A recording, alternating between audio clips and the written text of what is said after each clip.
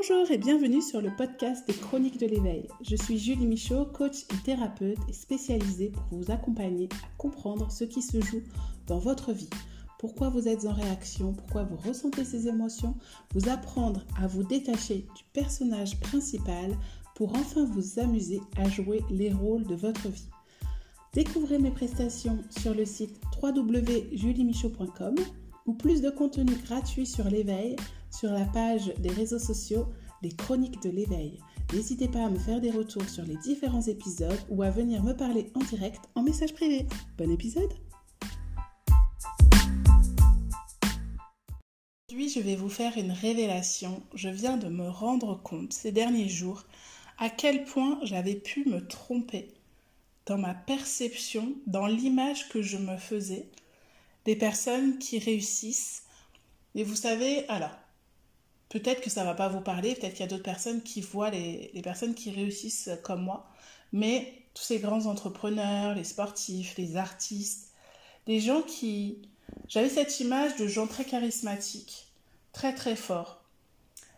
Là, j'ai pris quelques notes avant de commencer l'épisode pour ne pas partir dans tous les sens, et le mot qui m'est venu, c'était « machine de guerre ». Et je me suis dit, en écrivant ce mot, je dis « waouh !» C'est puissant à quel point ça vient nous montrer que je voyais que pour réussir, il fallait être dans le combat, dans la lutte. Et là, tout de suite, en écrivant ça, j'ai compris pourquoi moi, j'avais pas envie d'y aller. Pourquoi il y a une partie de moi qui n'avait pas envie d'y aller. C'est que, encore plus depuis que je me suis formée au système nerveux, à la compréhension du système nerveux, avec le nerf vague, etc., c'est que quand on est en mode combat, si on est tout le temps en mode combat, on est dans un mode de survie. Donc, on réagit. On n'est pas dans la vie. On est en réaction à quelque chose. Donc forcément, moi, je pense que dans ma vie, pour celles et ceux qui ne me connaissent pas trop, le début de ma vie a été assez compliqué. Et donc, je pense que j'ai activé un système de survie qui faisait que je devais être forte. Forte parce que j'avais perdu mes parents, je découvrais une nouvelle famille d'adoption, etc. C'était quelque chose d'extraordinaire, mais il fallait que je sois forte pour ne pas montrer ma sensibilité, enfin mes émotions, ne pas me laisser aller, pour apprendre à vivre au jour le jour avec ça. Et donc, je me rends compte en disant ça que ça fait une montée d'émotions, donc pouf, je suis touchée là, cette révélation. Donc ça, c'est encore un indice quand vous faites de l'introspection, c'est tiens, si là je parle de ça et j'ai une montée d'émotions, c'est que je suis au bon endroit. J'ai pas besoin d'aller analyser pendant 20 ans mon problème.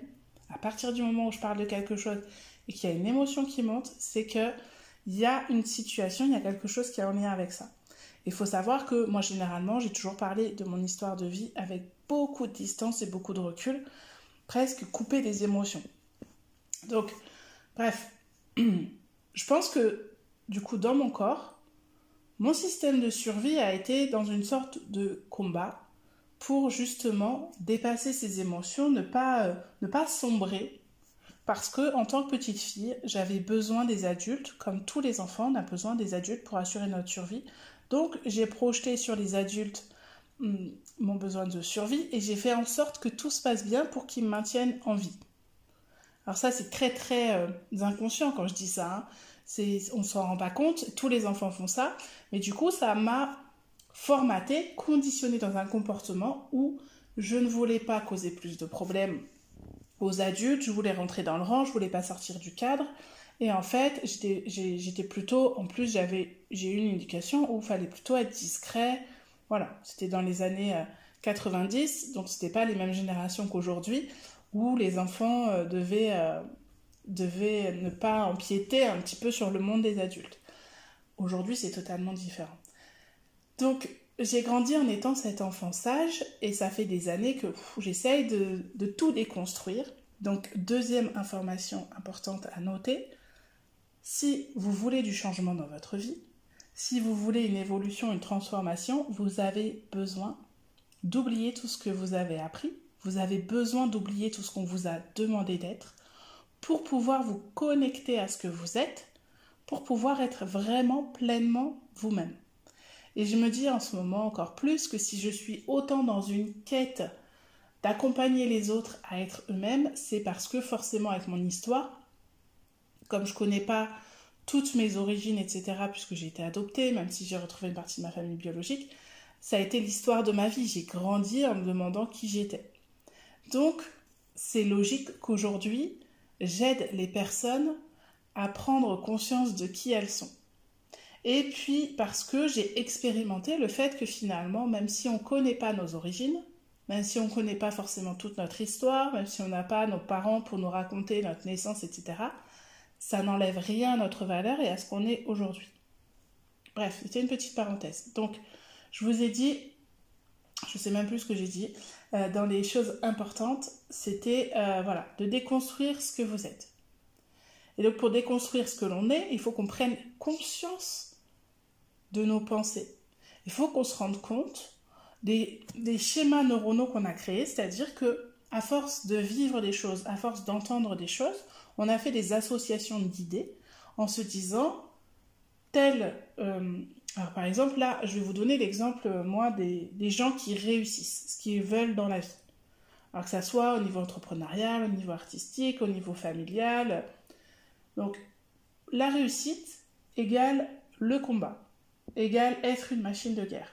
C'est-à-dire on y va quitte à ce qu'il n'y ait plus rien d'autre qui existe et on s'empêche un peu de vivre le reste, de prendre du plaisir parce que on a un seul objectif, c'est arriver à notre but qui est la réussite, d'être en haut du podium. Et pour ça, il faut combattre. Il faut y aller, il faut se donner à fond, il faut donner toute son énergie. Moi, mon système de survie s'est dit, c'est bon, j'ai assez donné petite pour être en survie. Aujourd'hui, je suis en train de tout déconstruire pour être dans la vie. Pour profiter de l'instant présent. Je mets les choses en place, je me libère pour profiter vraiment de l'instant présent. Et donc, je vais toujours un petit peu plus loin pour voir, oui, alors là, dans tel cadre, dans telle relation, c'est compliqué, ou dans telle réalisation peut-être professionnelle, ça manque encore de clarté, etc. Donc, petit à petit, au fur et à mesure, quand des choses se présentent à moi, au lieu de me dire « Ah, c'est la faute de l'extérieur, c'est la faute de l'autre, etc. » Je viens voir en quoi ça vient jouer à l'intérieur de moi, en quoi ça vient me perturber. Et ça, donc, c'est le point important dans la résolution de vos problèmes, de vos situations, de vos angoisses, etc. C'est qu'est-ce que je ressens? C'est vivre en conscience, c'est pour ça que je répète ça tout le temps. Qu'est-ce que je suis en train de ressentir? Qu'est-ce que je suis en train de penser par rapport à la situation, par rapport à moi, par rapport à ce qui se passe à l'intérieur de moi? Qu'est-ce que je ressens? Qu'est-ce que ça vient me dire? Plutôt que d'étouffer ce qui se passe, plutôt que d'interpréter avec son mental ce qui se passe et de donner une connotation, j'en ai parlé dans d'autres épisodes, est-ce que ça c'est bien, est-ce que ça c'est mauvais, est-ce que telle personne a raison ou est-ce que j'ai tort? Eh bien c'est simplement de faire un état des lieux. Où est-ce que j'en suis? Là, cet instant, alors ça, on ne le fait pas quand on est en réaction. On est d'accord qu'on ne peut pas, on ne peut pas raisonner au moment où on est en réaction. Soit on est complètement figé, tétanisé, soit on est dans une fuite, donc on va éviter de penser à tout ça, on va se trouver des excuses, etc. Soit on va être dans la colère et on va en vouloir à tout le monde, peut-être même à soi-même. Donc, on n'est pas du tout en sécurité et en capacité de raisonner et d'analyser ce qui s'est passé. On va le faire quand on est ce qu'on appelle en ventral, donc dans un état de confiance et de sécurité. C'est pas le pays des bisounours, c'est un état simplement où tout va bien, on est calme, tout est neutre. Et donc c'est à ce moment-là qu'on va avoir des révélations. Et ça montre finalement que, contrairement à ce que je crois, à ce que je croyais, si on associe cette idée que pour réussir, il faut vraiment être dans le combat à fond, tout le temps dans l'action, dans ce qu'on appelle une énergie yang, une énergie masculine, et que moi je voulais pas y aller parce que je suis dans une recherche d'équilibre et d'harmonie, eh bien, on se rend compte que de toute façon, et je l'ai expérimenté, si vous avez l'habitude de m'écouter, si vous vous faites accompagner, vous avez suivi des programmes avec moi, etc., vous savez que finalement c'est au moment où on ne fait rien, au moment où on va penser à rien, ou au moment où on n'est pas justement dans cette surenchère de réaction, qu'on va avoir les révélations. Donc c'est le moment où on lâche. Et c'est ça le lâcher prise. C'est ne plus ressasser, ne pas chercher l'information. Et quand on étudie le cerveau, les neurosciences, les études nous montrent bien que finalement, si on veut résoudre des problèmes, bien, il y a un moment où il faut lâcher. Soit faire autre chose, soit faire quelque chose qui nous fait du bien, soit nous concentrer sur une autre action. Et c'est là qu'on va avoir les idées qui vont venir. C'est pour ça qu'il y a de nombreux inventeurs et de nombreux chercheurs ou artistes qui finalement ont eu des révélations, ont créé des œuvres d'art, etc. parce qu'ils étaient connectés à autre chose. Alors, il y a des gens qui vont dire qu'ils sont connectés à l'univers, à la source, etc., à leur intuition. Mais justement, ils ne sont pas dans le mental. Et là, en disant ça, je me dis, mais ça vient conforter cette idée que finalement, les gens qui réussissent, ce ne sont pas des gens qui sont dans le combat, qui sont en train de courir tout le temps, qui se lèvent. Parce qu'on a grandi avec cette image de l'homme d'affaires ou le grand sportif. Il travaille beaucoup, il se lève à 5 heures du matin, il va faire sa séance de sport, il passe sa journée au téléphone à régler des affaires, des réunions, etc. Il rentre à 22 heures le soir, il n'a pas de vie de famille, il a beaucoup d'argent, mais il n'a pas de vie, il finit en burn-out. On a vu beaucoup de choses comme ça dans les films, les séries autour de nous. Et finalement, je suis en train de me dire, oui, mais on dit aussi que les grands artistes, les grands inventeurs, ils ont eu leurs révélations, leurs idées en ne faisant rien, en étant connectés à autre chose que leur mental. Donc on voit bien, tu as bien la preuve là sous tes yeux façon de parler, que ce n'est pas en étant en combat dans le mental à chercher la solution que tu vas la trouver et que tu vas réussir, ça va être au contraire en te laissant aller à ce qui est, en vivant le moment présent, en étant conscient, pleinement confiant, conscient et confiante en ce que tu es en train de vivre, en ce que la vie te propose, et en te disant que chaque étape est juste. Et donc ça ramène à un autre message qu'on entend beaucoup aussi, c'est que le présent est parfait, que tout est juste, même si c'est inconfortable, même si c'est désagréable, et que finalement tout ce qu'on a vécu n'est qu'une succession d'expériences qui nous permettent, comme je dis toujours, de monter des marches, d'en faire des marches pour monter vers quelque chose qui nous permet d'évoluer, pas d'évoluer pour être une meilleure personne, etc., mais déjà d'évoluer pour nous rencontrer nous. Parce que avant de vouloir devenir une meilleure personne, il faut déjà qu'on sache qui nous sommes. Donc, connaissance de soi, en étant à l'écoute, en vivant en conscience ce que l'on ressent, eh bien, ça va nous aider à comprendre ce qui se joue dans notre vie. Là, je suis en train de vous dire gratuitement, je vous mets sur un plateau la solution, toute la démarche que je fais auprès des personnes que j'accompagne, c'est simplement ça. C'est les aider à prendre conscience de qu'est-ce que je suis en train de vivre et de ressentir, quelles sont mes croyances limitantes et enfermantes qui sont finalement des pensées de protection. Parce que là, on voit bien que en pensant que pour réussir, il faut être dans la lutte, dans le combat, etc., moi, il y a une partie à l'intérieur de moi qui s'est dit « Non, stop, j'ai pas envie d'être là-dedans. » Parce que j'ai vu ce que ça donnait.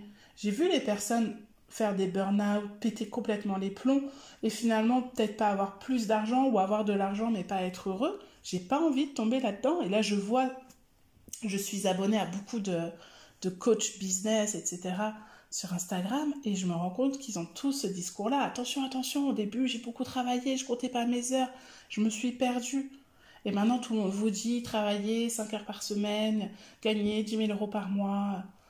Sauf que ce qu'ils nous disent pas, c'est qu'avant, ils ont énormément travaillé, donc ils ont une visibilité, ils ont déjà leur clientèle, et donc ça fausse encore tout, parce que c'est comme quand on arrive dans le milieu spirituel, du développement personnel, qu'on nous parle de la loi d'attraction, et qu'on nous dit oh, visualisez ce que vous voulez et ça va arriver.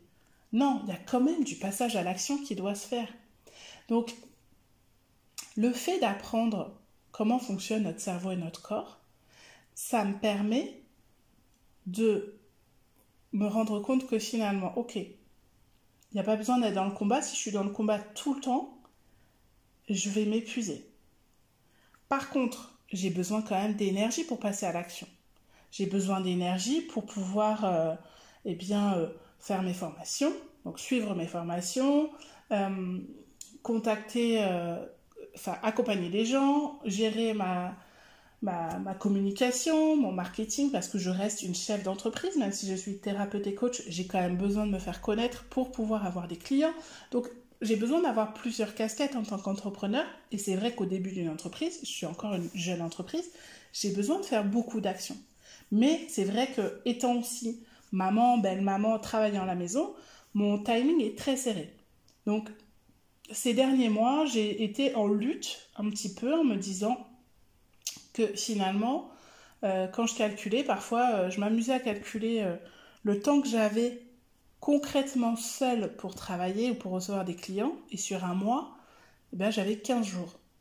Et donc là, je me disais, waouh, comment je vais faire pour générer suffisamment de travail et de salaire et de revenus, etc. en 15 jours.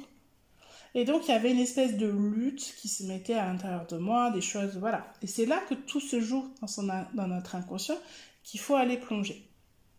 Pour se dire, ok, qu'est-ce que je pense? Qu'est-ce que je ressens? Donc, si je reviens à cette idée, donc cet exemple que je vous montre, mais vous pouvez l'appliquer dans tous les domaines de votre vie, que ce soit dans vos relations amoureuses, dans vos relations amicales, dans votre relation à l'argent. C'est quand on dit, mais quelle idée tu associes à ça? Ça peut être à la femme dans le couple, à vos attentes, comment je pense qu'une femme et un homme doivent se comporter dans le couple ou au niveau du couple parental. Qu'est-ce que l'un ou l'autre, que ça soit deux hommes, deux femmes, un homme, une femme, qu'est-ce que je pense que je suis censée faire et apporter à mon enfant? Qu'est-ce que j'attends que l'autre fasse et apporte à l'enfant?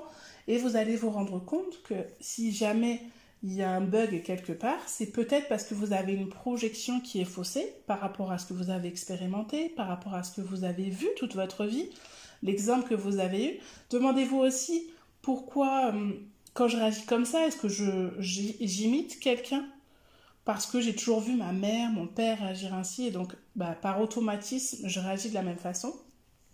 Donc tout ça, ce sont des questions que vous pouvez vous poser pour faire votre introspection dans une situation où vous vous sentez bloqué.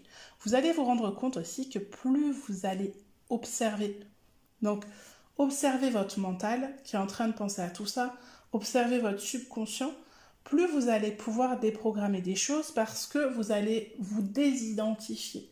Vous allez vous rendre compte finalement que vous n'êtes pas vos pensées. Il y a un exercice que je fais faire qui est l'exercice de la carte personnalisée que j'ai apprise avec Ludovic Leroux. C'est un exercice de visualisation où on se rend compte que selon l'état dans lequel on est, donc si on est plutôt dans la fuite ou dans la colère, notre perception du monde, de nous et des autres est totalement différente. Et donc que notre réalité, nos vérités sont différentes. Et c'est là que vous allez vous rendre compte que petit à petit, plus vous allez arriver à soit vous visualisez ça comme prendre de la hauteur ou prendre de la distance par rapport à ce que vous vivez, par rapport à ce que vous pensez, par rapport à ce que vous ressentez, pour être totalement neutre, plus vous allez pouvoir mettre en lumière ce qui se joue. Et donc plus vous allez pouvoir sortir de ça. Maintenant, on est d'accord que on peut avoir une prise de conscience et un déclic qui change tout du jour au lendemain. Parfois, il va falloir plus de temps. Et c'est là où, cette semaine, j'ai une révélation parce que je suis en train donc de suivre une formation avec David Lefrançois, spécialiste en neurosciences, en coaching, en accompagnement, la compagnie des grands sportifs, etc. Et c'est très intéressant parce qu'il nous explique comment notre cerveau fonctionne et il nous donne toujours des études pour s'appuyer sur ce qu'il nous énonce. Donc je ne vais pas vous réciter, je vous avoue que je n'apprends pas par cœur ces études. Je ne vais pas vous réciter ces études. Après, si vraiment vous voulez des sources, vous allez aller chercher. Mais moi, j'essaye juste de comprendre le fond de ce qu'il dit. Et j'ai compris que finalement, ma notion de la volonté, des habitudes, de la tentation, tout ça, c'est pareil. Ma perception de tout ça était complètement faussée. D'ailleurs, j'ai écrit un article sur la volonté sur mon blog, sur mon site internet, juliemichaud.com, si vous voulez aller le voir.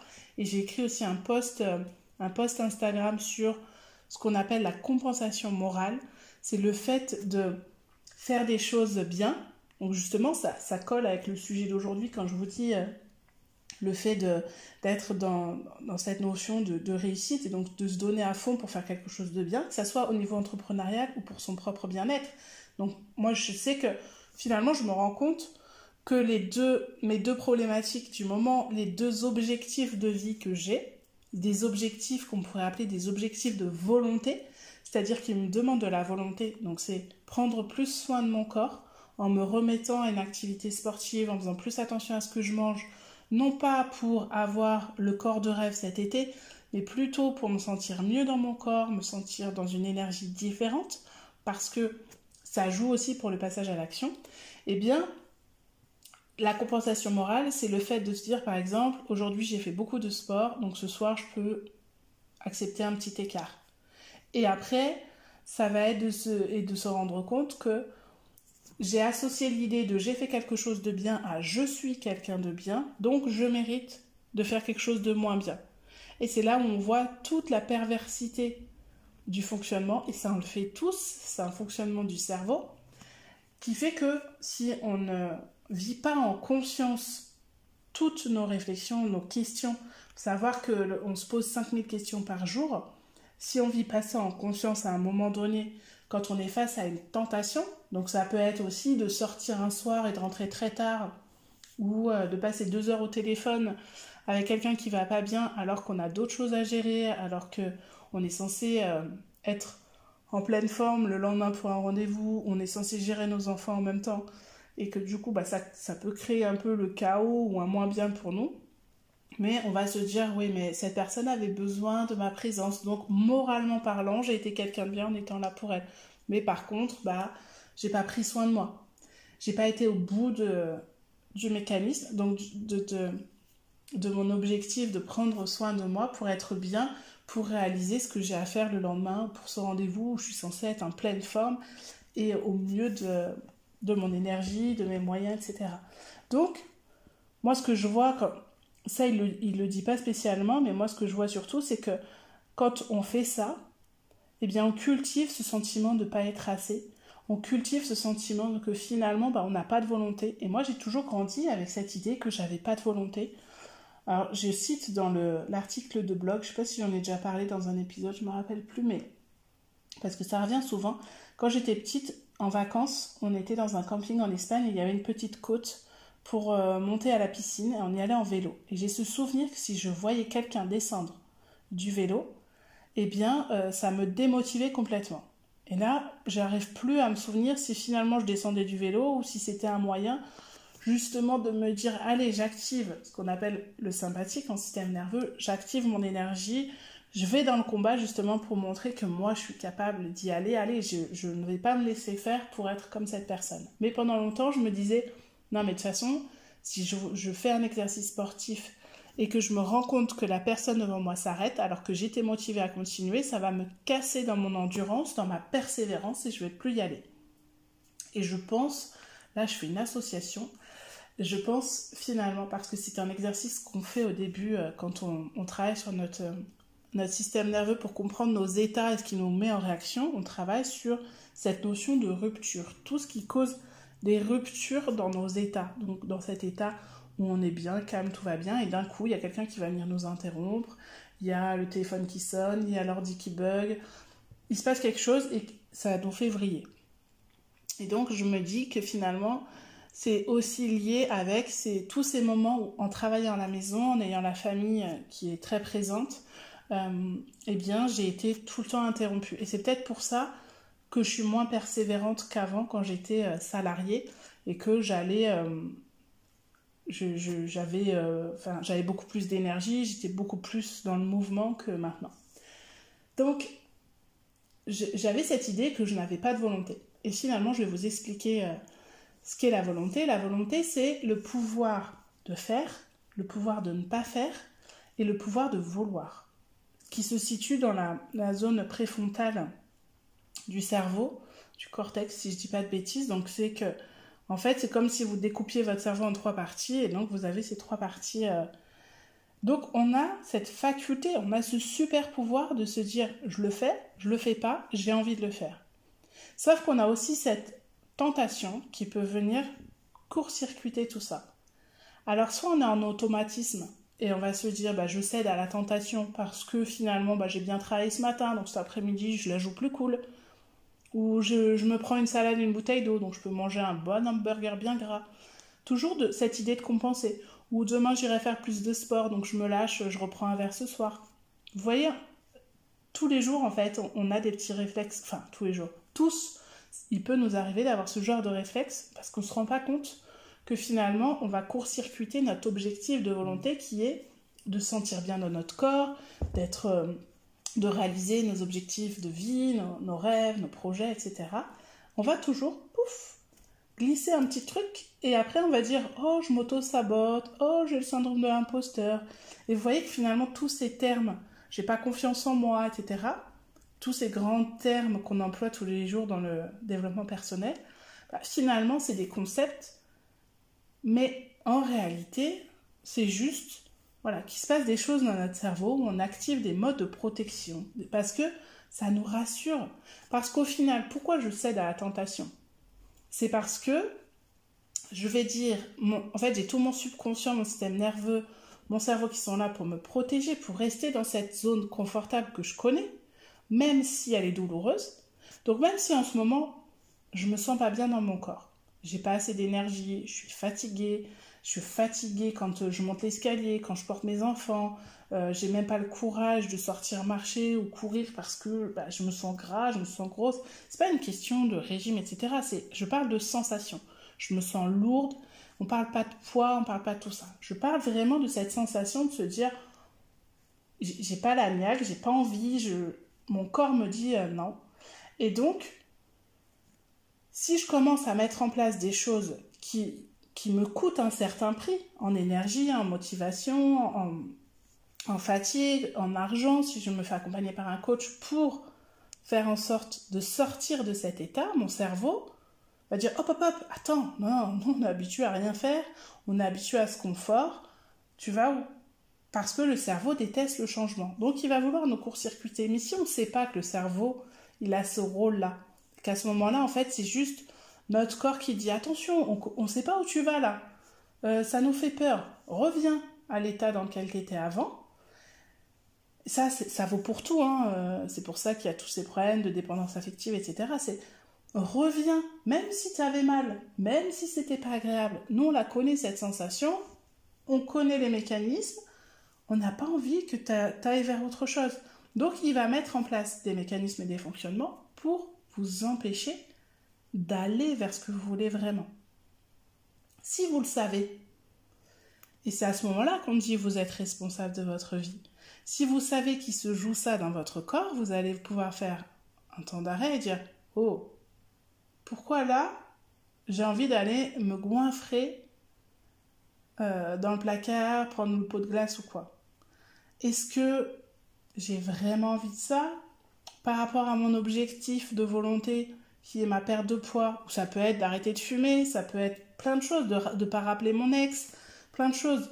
À partir du moment où j'ai cette envie qui vient me titiller, alors que je sais que c'est pas bon et c'est pas juste pour moi, eh bien, je me connecte. En fait, j'ai besoin de quoi là à ce moment-là ? Quand je veux allumer ma cigarette, quand je veux me plonger dans le pot de glace, quand je veux appeler mon ex, qu'est-ce que j'ai envie de ressentir ?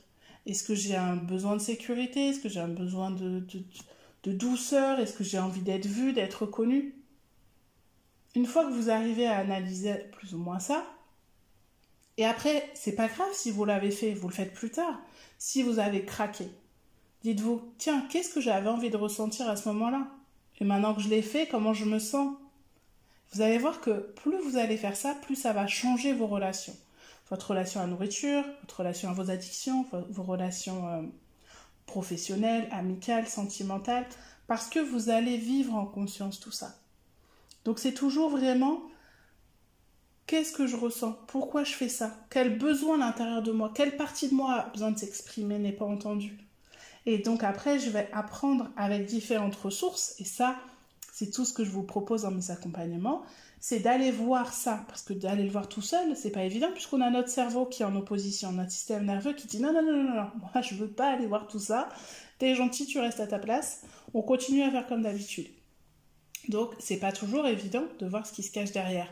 Donc moi je peux vous aider à aller voir ce qui se cache derrière, et ensuite on va travailler ensemble à étudier les ressources, mais vos ressources à vous. C'est-à-dire que moi, je vais vous dire, voilà, il y a ça, ça, ça qui existe comme outil, mais à l'intérieur de vous, vous avez peut-être des ressources qui vous permettent de vous sentir mieux, ou en extérieur, qu'est-ce que vous pourriez faire?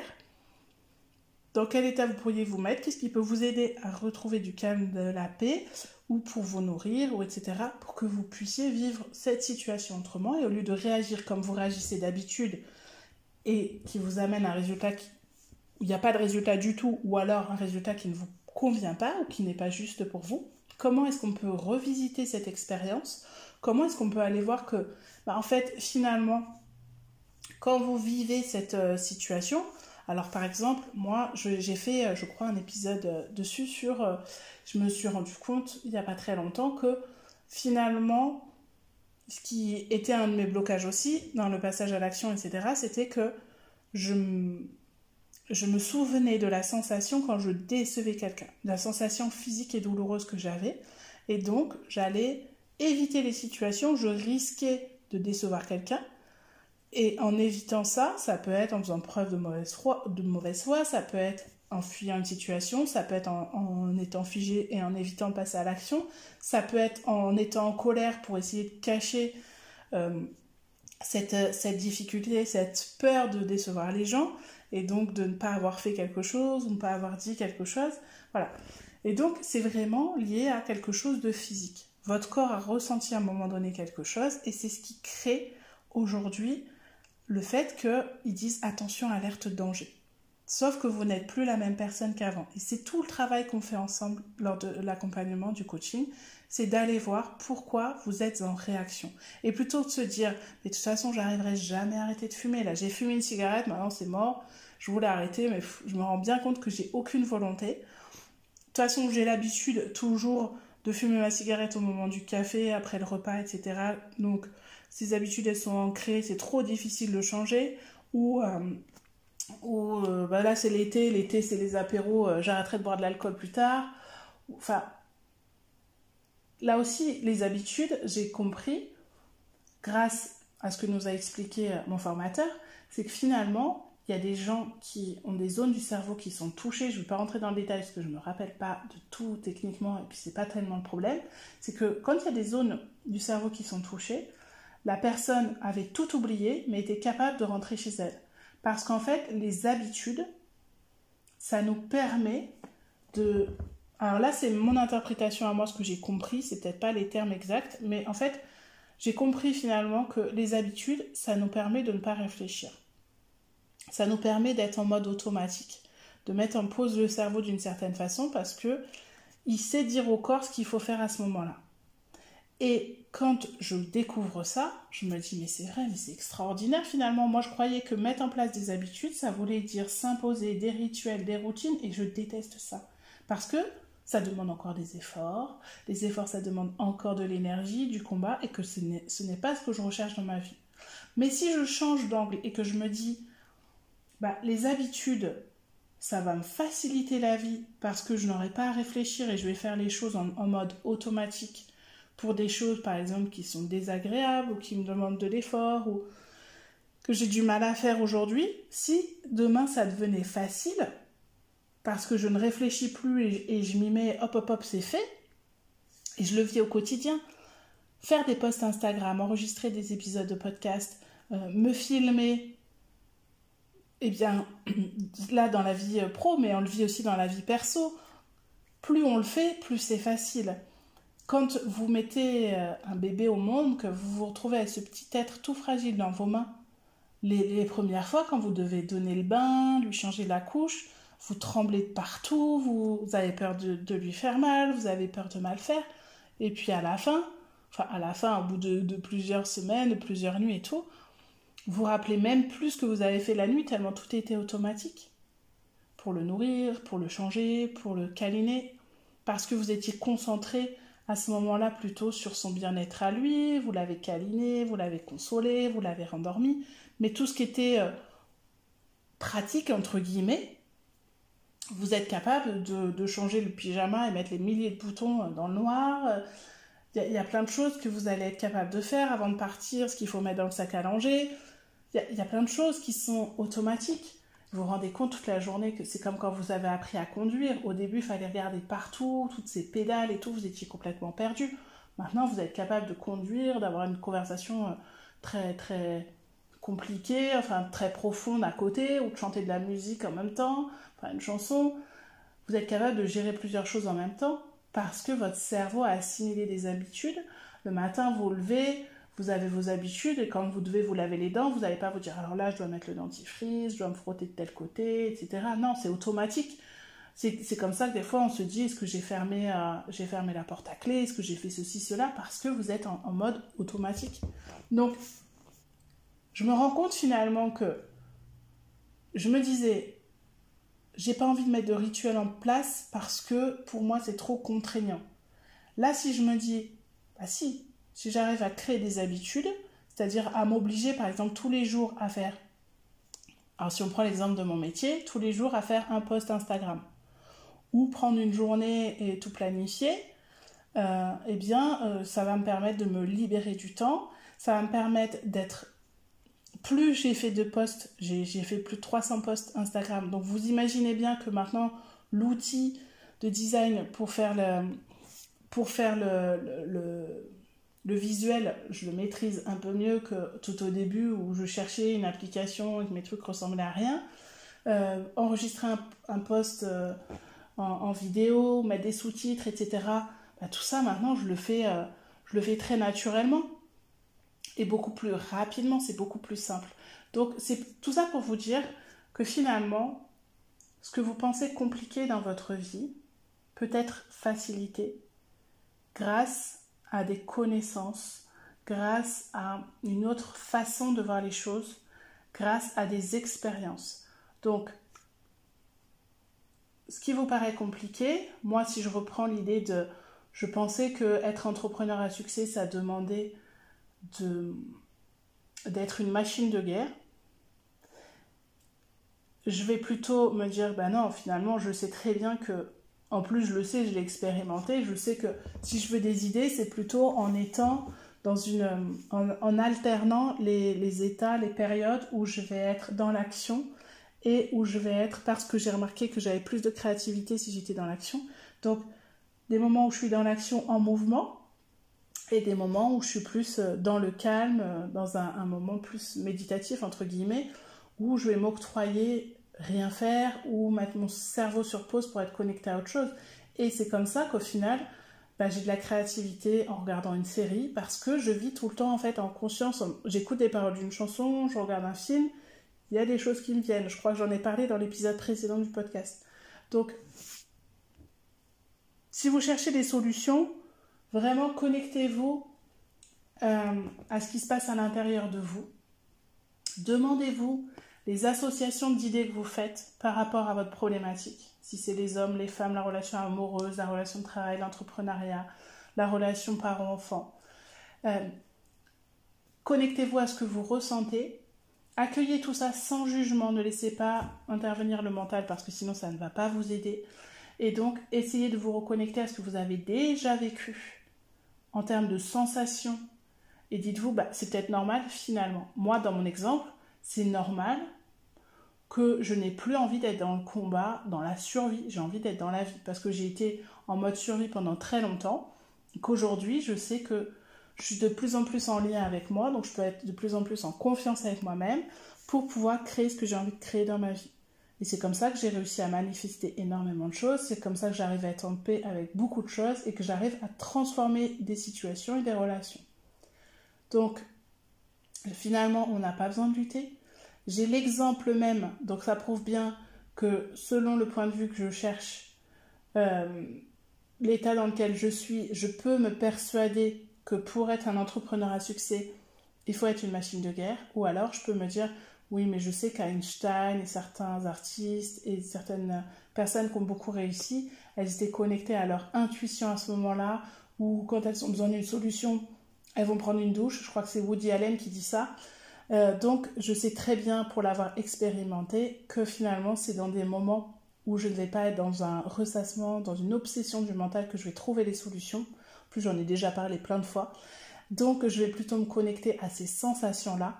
Mais je sais aussi que j'ai besoin d'être en mouvement. Donc maintenant, je me reconnecte à plutôt mon intention profonde. Qu'est-ce que j'ai envie de transmettre au monde? Pourquoi j'ai envie de faire ce métier? Vers quelle destination? À qui ça s'adresse? Voilà, ça va plutôt... Je vais changer mes questionnements plutôt que me focaliser sur l'état dans lequel je dois être. Je sais que je dois être dans un état de sécurité et de confiance, donc je vais plutôt aller chercher ce qui me met dans cet état pour pouvoir aborder des choses inconfortables qui me demandent plus de volonté. Je sais aussi que face à la tentation, je vais être en capacité de me dire, tiens là, est-ce que effectivement j'ai envie de faire ça, de manger ça, de réaliser ça, ou est-ce que finalement le prix à payer ensuite va être trop lourd et j'ai pas envie de culpabiliser, j'ai pas envie de me dévaloriser, j'ai pas envie de regretter et de repousser le délai de la réalisation de mon objectif. Donc, quelles habitudes je peux mettre en place pour aider à me faciliter la vie. Donc, c'est tous ces sujets-là vers lesquels je vous accompagne pour que vous puissiez devenir autodidacte, autonome, vous auto-coacher au quotidien. Je sais que c'est pas facile, moi ça fait des années que je fais ça, là ça fait des mois que je suis vraiment vraiment dedans, mais je suis là pour vous apporter ces outils. Donc j'ai lancé un challenge, enfin j'ai changé le nom, j'ai dit immersion, c'est pas tellement un challenge, c'est parce qu'il faut donner des noms. J'aimais bien ce côté immersion parce que c'est par un groupe WhatsApp, donc on est tous un petit peu dans cette même atmosphère, cette même ambiance pour préparer l'été. Vous pouvez aller voir sur mon site internet, sur mon compte Instagram, donc je répète, site internet juliemichaud.com ou le compte Instagram des Chroniques de l'éveil, ça s'appelle Happy Summer. C'est pour vous aider en fait à aborder l'été avec sérénité, mais sous l'angle de cet épisode, c'est-à-dire relation à la vie en communauté. Parce que souvent on appréhende de se retrouver avec la famille ou les amis. Moi, ça fait 20 ans que je passe tous mes étés avec ma famille, où on est vraiment en communauté, en mode camping sur un terrain privé. Donc, je sais ce que c'est. Je suis en famille recomposée, donc je connais les difficultés. Avec, en tant qu'enfant, en tant que parent, en tant que belle-maman, avec du handicap aussi à la clé. Comment préparer ces projets de rentrée et pas attendre le 1er septembre pour se dire finalement qu'est-ce que je veux vivre, etc. Mais être dans le bon état d'esprit pour les aborder, pour ne pas vivre ça avec du stress, de l'angoisse, et peut-être profiter de l'été pour vivre une petite introspection, se poser les bonnes questions, faire le point. Parce que justement, l'été, on est censé être plus détendu et plus calme, donc dans une relation à nous-mêmes qui est plus en confiance et en sécurité. On n'est pas en mode à fond comme le reste de l'année. Et aussi parce que j'ai fait un petit sondage sur Instagram, il y a beaucoup de gens, c'est ça qui est ressorti, qui ont besoin de profiter de leurs vacances pour prendre vraiment soin d'eux, soin d'elles.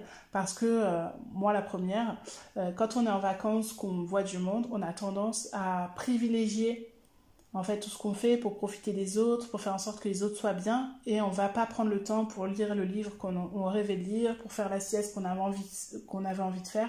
Donc apprendre aussi à prendre soin de soi pour pouvoir mieux prendre soin des autres, parce que j'accompagne aussi des personnes qui sont beaucoup dans le contrôle et qui vont avoir tendance à appréhender aussi les vacances, parce qu'elles sont tellement dans le contrôle pour faire plaisir à tout le monde que dès qu'il y a un truc qui se passe mal, et malheureusement c'est l'histoire de la vie, c'est qu'on peut pas tout prévoir.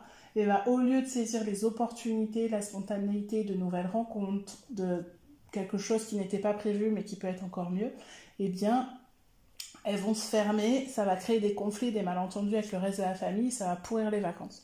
Donc si vous avez envie d'aborder cet été avec plus de sérénité, je vous dis rendez-vous donc sur ce groupe WhatsApp. Il y a un prix de lancement jusqu'au 19, je crois, jusqu'au 19 mai ou 18 mai, voilà, 18 mai minuit, 18 juin, pardon, à minuit, je crois. Enfin, toutes les infos sont sur le site. C'est au tarif d'une séance d'accompagnement, 60 € en prix de lancement, 80 € en prix normal, pour un accompagnement qui va durer donc du 21 juin au 7 juillet, je crois, ou 6 juillet, parce que ça correspond à la fin de de la période scolaire pour que vous puissiez vraiment partir en vacances tranquille avec tous ces éléments. Ça se passe sur WhatsApp, comme ça vous consommez le contenu quand vous avez envie. C'est quelque chose de convivial, de familial, de spontané, de personnalisé, puisque je personnaliserai tout, comme ce que j'ai fait dans les autres challenges, par rapport à vos problématiques. Donc cet épisode était un petit peu plus long, mais il est vraiment complet, il est digne d'une formation, d'une masterclass. Enfin, vous avez vraiment beaucoup d'informations qui vous ont été transmises aujourd'hui. J'espère que ça va vous aider. N'hésitez pas à venir me poser des questions si vous voulez plus de détails ou à me faire des retours si grâce à cet épisode vous avez compris des choses sur vous-même. Je vous remercie et je vous dis à très vite pour un nouvel épisode.